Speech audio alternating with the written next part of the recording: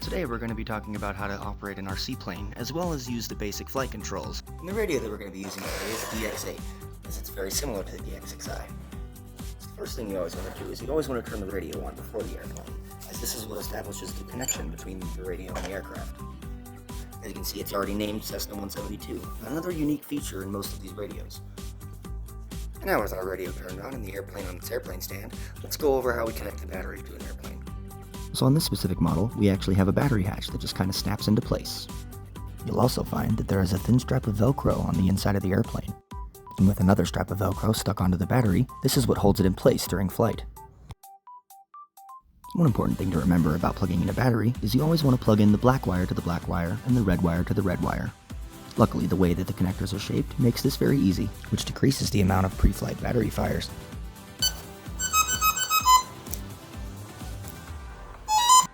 And that sound you heard there is the airplane's way of telling you that everything is plugged in correctly and I'm ready to fly. So, let's put our battery hatch back on, and now go over the 4 basic flight controls. So your first of the basic flight controls is your throttle. This is what supplies power to your motor, which generates the torque needed for the propeller to pull the airplane forward.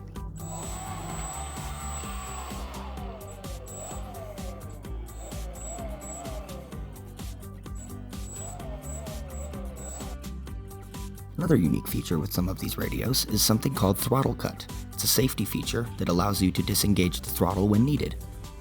To demonstrate its functionality, let's say someone steps in front of the airplane. Now with our obstacle in front of the airplane's path, let's see what happens when we bump the throttle. As you can see, we have achieved our maximum speed that the airplane can reach, but the propeller isn't spinning. And it's all thanks to that safety feature on this remote. That means no shredded lizards and no injured fingers. Now with that little safety feature out of the way, now let's go over the basic flight controls. So like you saw before on the left stick, which is what controls the throttle, there's also a secondary flight control called the rudder. It is applied by using the very same stick. You move the stick to the right, the rudder moves to the right, which is what will cause the plane to yaw to the right. You move the stick to the left, you'll cause the plane to yaw left, which thus moves the rudder left. The next basic flight control is called the ailerons.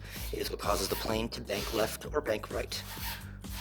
To move the ailerons to the right, you simply move the stick to the right and the airplane will roll right. You move the stick to the left and the airplane will try to roll left. The fourth of the basic flight controls is elevators. Elevators is what controls the plane's pitch, or up and down. You move the switch to the down position, the airplane will pitch up. You move the stick in the up position, and the plane will pitch down. This is probably one of the only flight controls that is reversed on the radio. Whoa! Whoa, that was close. That was a little close, my bad. And now say that you're done flying and you want to actually turn everything off. Here's the safest way to do so. Like before, you always want to turn the transmitter on first and plug in the plane second. It's actually the opposite when you're trying to turn the plane off. When you're done flying, you want to unplug the battery first and leave the radio on. Another thing you don't want to do is you never want to pull on the wires. A lot of batteries will actually say do not pull on the wires as to not disconnect them, as they are very carefully soldered into the plastic. The best way to do so is to hold on to the connector itself and then pull with your other hand on the other connector. Once the battery is unplugged from the airplane, you can carefully switch your radio off. Well, I hope you learned a thing or two about how to fly an RC plane, and I thank you so much for watching this video. Happy trails and happy flying.